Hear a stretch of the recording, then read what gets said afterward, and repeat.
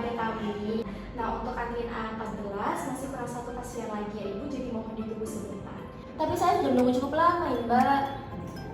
Kami mengetahui Ibu bahwa hal tersebut membuat Ibu tidak nyaman, sehingga kami mohon maaf sebesar-besarnya ya Ibu. Sebenarnya alur pendaftaran pasien itu seperti apa? Untuk alur pendaftaran pasien sebenarnya sudah ada di papan depan Ibu. Namun kebetulan besok sudah ada sosialisasi mengenai alur pendaftaran pasien. Jadi Ibu bisa hadir ya besok jam 8 pagi. Baik, terima kasih ya Mbak. Sama-sama, untuk antrian bisa ditunggu dulu di ruang tunggu Ibu ya. Ya, terima kasih. Assalamualaikum warahmatullahi wabarakatuh. Selamat siang semuanya.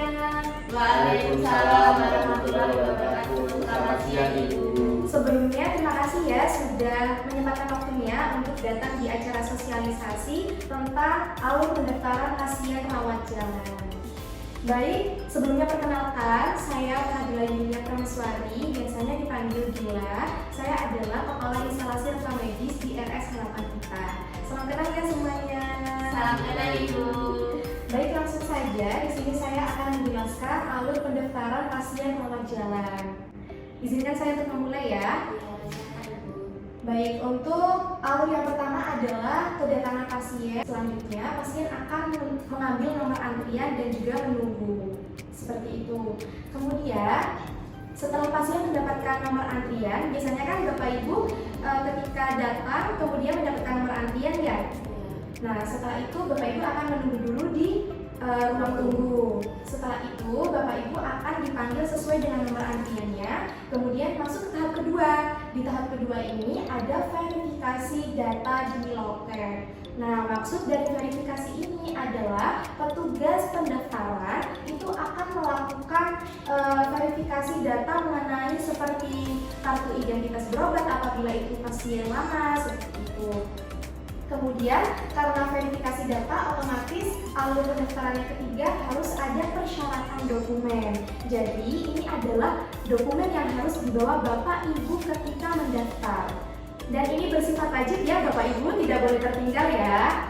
Jadi ada KTP, kemudian ada kartu identitas berobat, kemudian ada kartu asuransi jika ada seperti BPJS, kemudian surat pengantar dan kartu keluarga.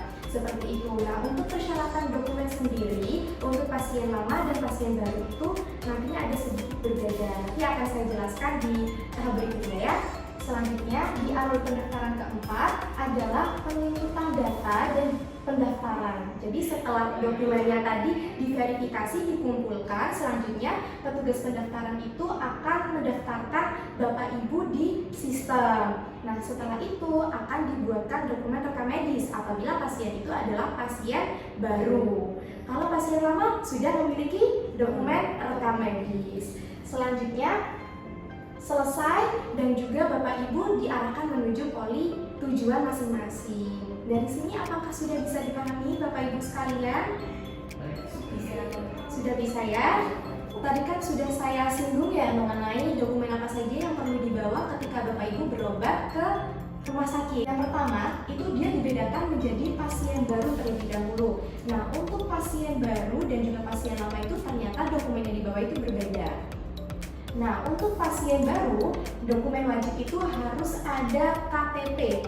Kemudian punya kartu asuransi itu juga wajib dibawa. Di sini Bapak Ibu punya kartu asuransi? Untuk saya belum punya Pak. Saya juga belum punya. Baik. Jadi untuk Bapak Ibu masih umum ya? Ya, ya. Kemudian selanjutnya langkahnya adalah untuk pasien baru adalah membuat KID. Jadi nanti petugas pendaftaran akan membuat KID untuk Bapak Ibu. Karena Bapak Ibu kan masih pasien baru, kalau masih pasien baru harus dibuatkan KID. Seperti itu. Nah, selanjutnya akan dibuatkan juga dokumen rekam medis. Itu untuk pasien baru. Nah, sedangkan untuk pasien lama, itu dokumen yang wajib dibawa adalah KID. Karena kalau pasien lama itu sudah pasti memiliki KID atau kartu identitas berobat. Seperti itu, yang harus dibawa setiap kali berobat ke sini. Kemudian yang kedua adalah kartu asuransi jika ada dan surat pengantar atau rujukan kalau memang dirujuk. Seperti itu. Dan langkahnya nanti akan ada verifikasi data KID terlebih dahulu dan juga akan ada pengambilan rekam medis yang akan didistribusikan nanti di poli. Seperti itu. Apakah sudah cukup paham Bapak Ibu? Sudah cukup Pak. Baik, terima kasih. Baik Bapak Ibu, itu tadi penjelasan saya tentang alur pendaftaran dari pasien rawat jalan.